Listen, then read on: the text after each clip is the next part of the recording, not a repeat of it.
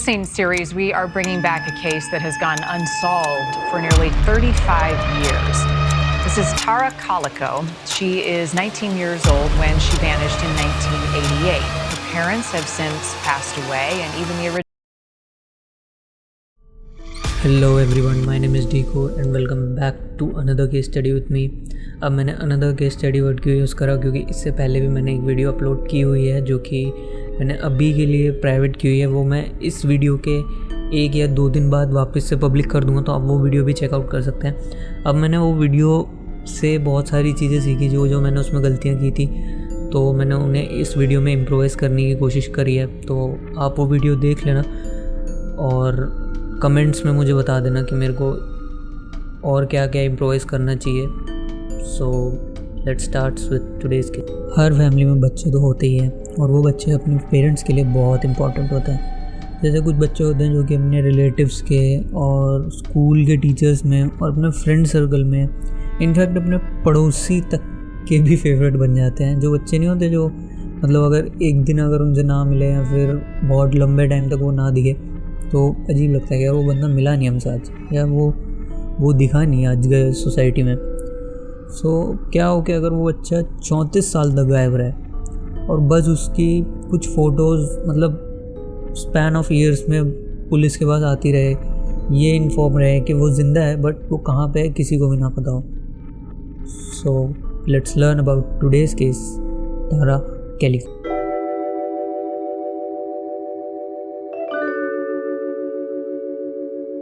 Tara Calico was born on 28 February 1969 in New Mexico. Tara calico बचपन से ही बहुत अच्छी स्टूडेंट थी, जो कि अपनी स्टडीज़ में और अपने स्किल्स में बहुत ज़्यादा अच्छा परफॉर्म करती थी और उसकी क्लास टीचर्स और उसके स्कूल फ्रेंड्स उसे बहुत ज़्यादा पसंद करते थे और इनफैक्ट उसके नेबर्स, उसके रिलेटिव्स भी उसे बहुत ज़्यादा पसंद करते थे।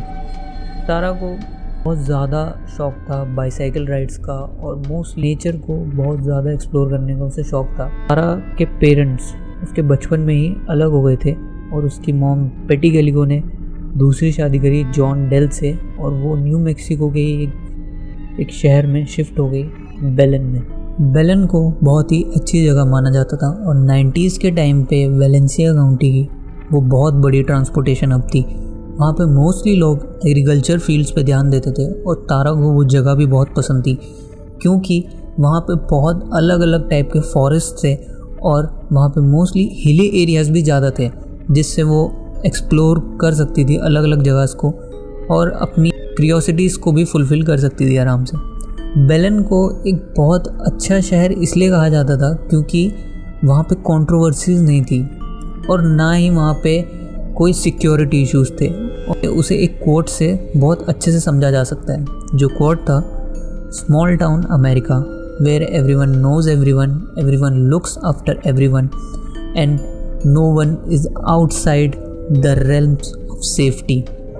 ये कोट बेलन को ही पूरा एक्सप्लेन करने के लिए काफ़ी है। बट 28 सितंबर 1988 को बेलन भी बाकी शहरों की तरह एक डार्क स्पॉट मिस्ट्री बन के रह गया और ओवरसीज़ में आने लगा। जैसे कि मैंने आपको बताया कि तारा को बाईसाइकिल राइड्स का भी बहुत ज़्यादा शौक़ था और वो रेगुलरली अपनी बाईसाइकिल राइड्स करती थी और इन राइड्स पे वो अपनी मॉम को भी ले जाया करती थी। बट उसके गायब होने से कुछ मंथ पहले ही उसकी मॉम ने उसके साथ राइड्स करना छोड़ दिया था क्योंकि उन्हें ये लगता था कि राइड के टाइम पे उन दोनों को कोई स्टॉक कर रहा है। ये बात जब उन्होंने तारा को बताई तो तारा इस बात को नेगलेक्ट करती है और उसकी मॉम ने उसे इंस्ट्रक्शंस दी कि वो अपने साथ सेफ्टी इक्विपमेंट्स भी कैरी करे, बट तारा ऐसा नहीं करती और अपने रेगुलर रूटीन पे ही रहती है। फिर नॉर्मल डे होता है 28 सितंबर 1988 को भी तारा और उसकी फैमिली के लिए। जब तारा अप्रॉक्स 9 o'clock पे अपने घर से निकलती है अपनी मॉम को ये बोल के कि अगर वो 12 बजे से पहले घर नहीं आती है तो उसकी मॉम उसे रेगुलर रूट, जो कि रूट 47 मैक्सिको स्टेट रोड का था, जिस पे उसकी मॉम भी बहुत बार उसके साथ राइड्स पे गई हुई थी, उस रूट से पिकअप कर ले क्योंकि अप्रॉक्स 1 o'clock पे उसकी टेनिस प्रैक्टिस थी। इस बात से उसकी मॉम एग्री करती है और तारा जब घर से बाहर जाती है राइड के लिए तो वो ये देखती है कि उसकी बाईसाइकिल का टायर पंचर है और वो अपनी मॉम की पिंक हफ़ी बाइक साइकिल लेके निकल जाती है। अराउंड 11:30 पे तारा की राइड कंप्लीट हो जाती है, बट जब वो घर वापसी के लिए वापस आती है तो अराउंड 15 मिनट्स बाद 3 लोग जो कि हंटिंग से अपने घर वापस जा रहे थे, जो कि तारा को अपोजिट लेन से क्रॉस करके निकलते हैं, वो ये देखते हैं कि तारा को एक वाइट पिकअप ट्रक फॉलो कर रहा है और तारा को उसके बारे में कुछ नहीं पता क्योंकि तारा ने वॉकमैन पहना हुआ था, जो कि पुराने टाइम में अपने म्यूज़िक सिस्टम को सुनने के लिए यूज़ किया जाता था। तो वो तीनों भी चले जाते हैं और 20 मिनट्स बाद फिर से एक कार तारा को पास करती है अपोजिट लेन में, जो कि देखती है कि एक वाइट पिकअप ट्रक तारा को फॉलो कर रहा है और तारा ने हेडफोन्स पहने हैं, तो उसे उसका कोई अंदाज़ा नहीं है। वो इंसान उसमें ये देखता है कि 2 अनोनिमस लोग उसके पीछे लगे हुए हैं और फिर वो भी वहाँ से निकल जाता है। और ये लास्ट कार थी जिसने तारा को और उस वाइट पिकअप ट्रक को उस रूट पे देखा था। अप्रॉक्स 12:15 हो जाते हैं और उसकी मॉम उसके बताए हुए टाइम के हिसाब से उसे पिकअप करने के लिए निकल जाती है।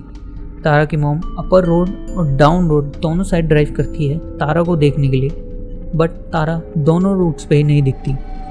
और फिर उसकी मॉम आसपास के हॉस्पिटल्स में भी इंफॉर्मेशन कलेक्ट करने के लिए जाती है कि कहीं तारा का किसी कार से एक्सीडेंट ना हो गया हो और वो हॉस्पिटल में एडमिट हो, बट ऐसा कोई भी रिकॉर्ड किसी हॉस्पिटल में नहीं मिलता है। फिर तारा की मॉम उसके फ्रेंड्स को रीच आउट करती है हेल्प के लिए। जब उसके फ्रेंड्स और उसकी मॉम तारा को नहीं ढूंढ पाते तो वो वेलेंसिया काउंटी के शेरिफ ऑफिस में कॉल करके तारा की सारी डिटेल्स दे देते हैं। पुलिस अपनी इन्वेस्टिगेशन स्टार्ट कर देती है और पुलिस को इस इन्वेस्टिगेशन की पहली लीड मिलती है 21 सितंबर को, जो कि थे साइकिल के टायर मार्क्स, जो उन्हें हाईवे से करीबन 150 से 200 यार्ड दूर एक ऑफ पैच पे मिले थे। आसपास के एरिया को सर्च करने पे उन्हें तारा के कैसेट टेप के टूटे हुए ग्लास के कुछ पार्ट्स भी रिकवर हुए और कुछ बियर कैंस, कुछ फुटप्रिंट्स और कार ऑयल के निशान भी मिले थे। ये देखते हुए पुलिस 21 से 23 सितंबर तक अपनी टीम को डबल कर लेती है और सर्च एरिया को और थोड़ा एक्सपेंड कर लेती है। इसी बीच उन्हें सेकंड लीड मिलती है 24 सितंबर की मॉर्निंग में, जो कि थे तारा के वॉकमैन का बचा हुआ पार्ट, जो उन्हें John F Kennedy camp ground की एंट्रेंस से रिकवर होता है, जो मेंजोना माउंटेन्स का एक बेस कैंप और एक अनपॉपुलेटेड एरिया था, जो हाईवे से करीबन 35 किलोमीटर दूर था। ये देखते हुए डिपार्टमेंट ने तुरंत 300 से ज़्यादा लैंड टीम, 300 से ज़्यादा एयर टीम्स को डिस्पैच किया वहाँ के माउंटेन्स को और रिवर्स को पेट्रोल करने के लिए। ये बात न्यूज़ में बहुत तेज़ी से फैलने लगी और कुछ ना मिलने पे 27 सितंबर को सारी टीम्स को वापस बुला लिया गया और कुछ लोगों ने न्यूज़ देख के पुलिस के पास आके ये 100% कन्फर्मेशन दी कि उन्होंने उस दिन एक वाइट पिकअप ट्रक को एक लड़की के पीछे जाते हुए देखा था। और ज़्यादा इन्फॉर्मेशन निकालने के लिए उन्होंने गवर्नमेंट से अप्रूवल लेके उन्हें हिप्नोटाइज करा, जिससे कि उन्हें कुछ और भी इंफॉर्मेशंस मिली। इस केस के लीड शेरिफ ऑफिसर जो कि थे लॉरेंस रोमेरो, उन्होंने न्यूज़ में आके कुछ डिटेल्स रिवील करी, जैसे कि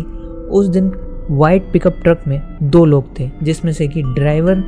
का हुलिया एक इंसान ने बताया कि वो 35 से 45 की एज का लग रहा था और उसके बाल वाइट से रेड कलर के बीच में थे और उसकी हाइट करीबन 5 से 6 फीट के बीच में थी। और साथ ही साथ उन्होंने कुछ ट्रक इन्फॉर्मेशन भी दी, जो कि था 1950s से 1960s के बीच का एक फोर्ड वाइट कलर का pickup truck and with chrome hub caps, large tyres and camper shell. और उस ट्रक के फ्रंट में फोर्ड की बैजिंग भी थी और उस ट्रक का नंबर WBX और WBZ से स्टार्ट हो रहा था और उस ट्रक के एंडिंग का नंबर था 6। इतनी सारी इन्फॉर्मेशन देने के बाद भी पुलिस डिपार्टमेंट को इसके बाद कोई और इन्फॉर्मेशन नहीं मिली। इस केस को हुए काफ़ी टाइम हो चुका था, लेकिन पुलिस के पास इस केस से रिलेटेड कोई भी न्यू इन्फॉर्मेशन नहीं थी और ना ही कोई न्यू लीड मिल रही थी। लेकिन 15 जून 1989 को एक अननेम वुमन जो कि पोर्ट सेंट जोए फ्लोरिडा की थी, उसने वहाँ के पुलिस डिपार्टमेंट को एक सस्पिशियस पोलराइड फोटोग्राफ हैंडओवर की, जिसमें आप देख सकते हैं कि एक लड़के को और एक लड़की को बांधकर एक वैन में रखा गया है। जब पुलिस ने उससे ये इन्फॉर्मेशन ली कि उसे ये फ़ोटोग्राफ कहाँ से मिली, तो उसने बताया कि ये फ़ोटोग्राफ उसे कन्वीनियंस स्टोर के पार्किंग लॉट से मिली, जहाँ पे एक वाइट कलर की टोयोटा वैन ऑलरेडी पार्क थी। जब वो वैन उसके आने से कुछ ही सेकंड पहले निकल रही थी, तो उसने थोड़ा बहुत ड्राइवर को देख लिया था, जिसे उसे देखने से पता चला ड्राइवर अपनी अर्ली 30s का लग रहा था और उसे एक मुस्टैच भी थी। पुलिस ने ये इन्फॉर्मेशन सभी न्यूज़ चैनल पे सर्कुलेट कर दी और पेटी के कुछ रिलेटिव्स फ्लोरिडा में भी थे, तो उन्होंने ये इन्फॉर्मेशन पेटी को दी और पेटी फ्लाइट लेके तुरंत फ्लोरिडा आ गई। और उसने जब ये फोटोग्राफ को बहुत क्लोजली देखा तो उसने थोड़ी देर में पुलिस को ये कंफर्मेशन दे दी, ये जो लड़की है इस फोटोग्राफ में वो उसी की बेटी तारा है। पुलिस ने जब उससे पूछा कि वो इतनी श्योर कैसे है इस बात को लेके, तो उसने बताया कि तारा का बचपन में एक एक्सीडेंट हुआ था, जिस एक्सीडेंट का स्कार उसके लेग पे रह गया था। और जो बुक इस फोटोग्राफ में है वो उसके फेवरेट ऑथर ने लिखी है, जो कि है my sweet Audrina by V एंड्रयूज। पुलिस के पास इतनी सारी इन्फॉर्मेशन, जैसे ड्राइवर इन्फॉर्मेशन, कार इन्फॉर्मेशन और ये सस्पिशियस पोलराइड फोटोग्राफ होने के बाद भी उन्हें इस केस में कोई भी और लीड नहीं मिलती है। लेकिन 2 साल बाद पुलिस को 2 फोटोज और रिसीव्ड होती हैं, जिसमें देखा जा सकता है कि एक आदमी एक लड़की को बांध कर कहीं ले जा रहा है और दूसरी फोटोग्राफ बहुत पास से क्लिक की गई है, तो उसमें ज्यादा इन्फॉर्मेशन रिसीव नहीं होती है। जब इन फोटोज को फेडरल एजेंसीज में चेकिंग के लिए भेजा गया तो ये पता चला कि जो पोर्ट सेंट जॉय फ्लोरिडा से फ़ोटो मिली थी और जो ये फ़ोटो अब रिसीव्ड हुई हैं, इनमें जो लड़कियां हैं वो अलग अलग हैं। और जो इस फोटोग्राफ में आदमी है उसका भी पुलिस के पास कोई भी डाटा या रिकॉर्ड अवेलेबल नहीं था, तो ये केस बंद कर दिया जाता है। लेकिन 20 साल बाद 2008 में वेलेंसिया काउंटी के शेरिफ रेने रवेरा ने एक स्टेटमेंट दी कि उन्हें पता है कि तारा को किसने किडनैप करा था और किसने मारा, लेकिन उस शेरिफ के पास कोई भी सॉलिड प्रूफ नहीं था, तो उनके इस स्टेटमेंट को एक थ्योरी बनाकर भुला दिया गया। फिर 2013 में कुछ एजेंसीज ने अलग अलग फेडरल एजेंट्स और लोकल एजेंट्स को मिला के एक टास्क फोर्स बनाई और इस केस को रीओपन करा। लेकिन 7 साल की कड़ी मेहनत और इन्वेस्टिगेशन से उन्हें ना ही तारा के बारे में कोई इन्फॉर्मेशन रिसीव हुई और ना ही उन्हें तारा की साइकिल मिली। पर जब भी लोग इस केस के बारे में सुनते हैं या इसे डिस्कस करते हैं तो उनके माइंड में एक क्वेश्चन ज़रूर आता है, वो पोलराइड फोटोग्राफ जो पुलिस को 1989 में पोर्ट सेंट जॉय फ्लोरिडा से रिसीव हुई थी, जिसमें एक लड़की को और एक लड़के को बांधकर एक वैन में रखा गया था। पर जब इस फोटोग्राफ को डिफरेंट एजेंसीज में चेक्स के लिए भेजा गया था तो वहाँ से भी उन्हें मल्टीपल स्टेटमेंट ही रिसीव हुए, जैसे कि स्कॉटलैंड यार्ड एजेंसी ने कहा कि इस फोटोग्राफ में जो लड़की है वो तारा ही है, but the loss Alamos national laboratory ने यह कहा कि इस फोटो में जो लड़की है वो तारा नहीं है। और FBI ने भी इस बात पे अपना कोई भी कंक्लूजन नहीं दिया था। और भी एजेंसीज थी जो इस बात को मान रही थी कि इस फोटोग्राफ में वो तारा नहीं है, क्योंकि उसके फेशियल फीचर्स तारा के फेशियल फीचर्स से मैच नहीं कर रहे थे, जैसे कि आईब्रोज में चेंजेस और जॉ लाइन में चेंजेस होने की वजह से वो उसे तारा नहीं मान रहे थे। बट ह्यूमन बॉडीज़ में चेंजेस होना नॉर्मल बात है और तारा को किडनैप हुए भी करीबन 7 महीने हो चुके थे और इन 7 महीनों में एक इंसान को किडनैपिंग के टाइम पे सबसे ज़्यादा स्ट्रेस और एंजाइटी से गुजरना पड़ता है। और साथ ही साथ जॉ लाइन में चेंजेस आने की वजह हो सकती है वेट लॉस, और आईब्रोज में चेंजेस आने की वजह हो सकती है उनका ठीक टाइम पे मेंटेनेंस ना होना, जिसकी वजह से उसके इन फेशियल फीचर्स में चेंजेस आए होंगे। और कई एजेंसीज ने ये बताया कि इस फिल्म को 1989 से पहले रिलीज़ किया ही नहीं गया था और ये फ़ोटोग्राफ भी 1989 में ही क्लिक की गई थी। लेकिन इस बात को लेके हर जगह आर्गुमेंट चलती रहती है, बट तारा को लेके कोई भी क्लू या कोई भी न्यू लीड उन लोगों को नहीं मिलती है।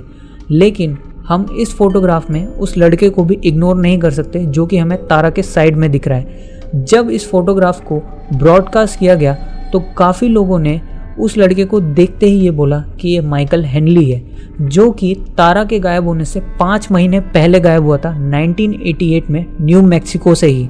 जो कि अपने फादर के साथ एक हंटिंग ट्रिप पे गया हुआ था। और वो हंटिंग ट्रिप के दौरान कैंप साइट से थोड़ा दूर चला गया था और वहाँ से वो डिसअपेयर हो गया था।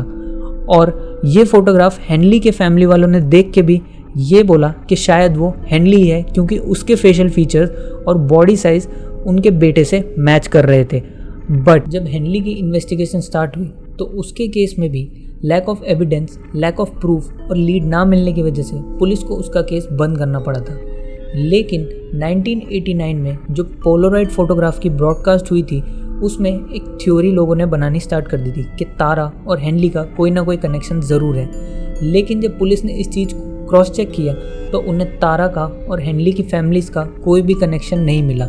लेकिन इस थ्योरी को भी एक और न्यूज़ ने गलत प्रूफ कर दिया, जो कि आई थी 1990 में जून के टाइम पे,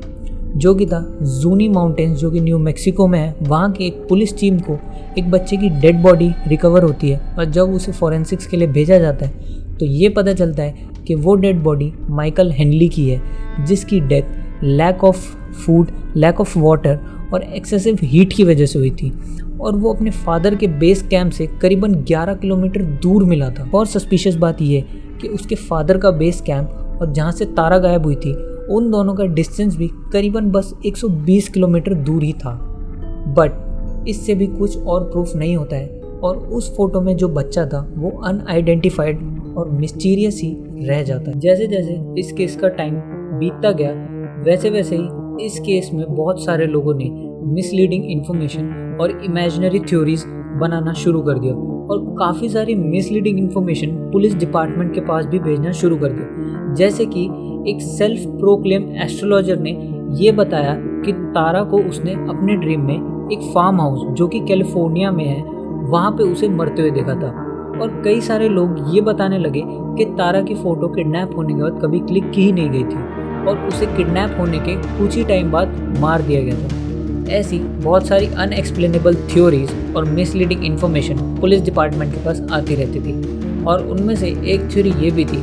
कि तारा को बहुत सारे लोगों ने अपने शहर या अपने देश में 2 अनोनिमस लोगों के साथ घूमते हुए देखा था, और वो देखने में बिल्कुल ठीक लग रही थी। और एक लेडीज़ ये क्लेम कर रही थी कि तारा से वो एक बार में मिली थी, और इस बात का भी कोई एविडेंस या प्रूफ ना होने की वजह से इस बात को भी एक थ्योरी कैटेगरी में रख दिया गया था। जब मैं इस केस के बारे में रिसर्च कर रहा था तो एक दो जगह पे मुझे ये मिला कि जो लॉरेंस रोमेरो थे, जो इस केस के सबसे पहले ऑफिसर थे, उन पे काफ़ी सारे चार्जेस लगे हुए थे, और ये बताया जा रहा था कि उनका बेटा एक ड्रग डीलर था और तारा कैलिको का उनके बेटे के साथ कुछ ना कुछ कनेक्शन था, और तारा को भी किडनैप उनके बेटे ने और मारा भी उनके बेटे ने ही था। लेकिन इसका कोई भी सॉलिड प्रूफ नहीं था, और साथ ही साथ लॉरेंस रोमेरो पे एक चार्ज ये भी था कि उन्होंने इस केस के दौरान बहुत सारी एविडेंस और प्रूफ्स को डिस्ट्रॉय कर दिया था, जिससे इस केस में काफ़ी सारी डिफ़िकल्टीज पैदा हुई थी। लेकिन मैंने ये इन्फॉर्मेशन इस केस में इसलिए नहीं डाली क्योंकि इसका कोई मुझे सॉलिड प्रूफ कहीं पे नहीं मिला, जैसे कि कोई न्यूज़ क्लिप या फिर कोई रिकॉर्डिंग या साथ ही साथ कोई न्यूज़ आर्टिकल या फिर कोई पुलिस ने उनके साथ इंटेरोगेशन किया हो, उसकी कोई रिपोर्ट अगर उन्होंने डाली हो, तो ऐसा कुछ मेरे को मिला नहीं। लेकिन अगर फ्यूचर में मेरे को अगर इस बारे में कोई भी डिटेल मिलती है तो मैं पक्का उस पर वीडियो बना के ज़रूर डालूँगा। और मैं इस केस को भी देख रहा हूँ, अगर इससे रिलेटेड कोई भी न्यू इन्फॉर्मेशन या कोई भी एक सस्पेक्ट वगैरह अगर सामने आता है तो मैं पक्का उस चीज़ की डिटेल वीडियो बनाकर ज़रूर डाल दूँगा। तो इस केस के लिए इतना ही था। तो I hope you all guys are doing great in your life and you are safe. So see you all in the next video. Bye bye.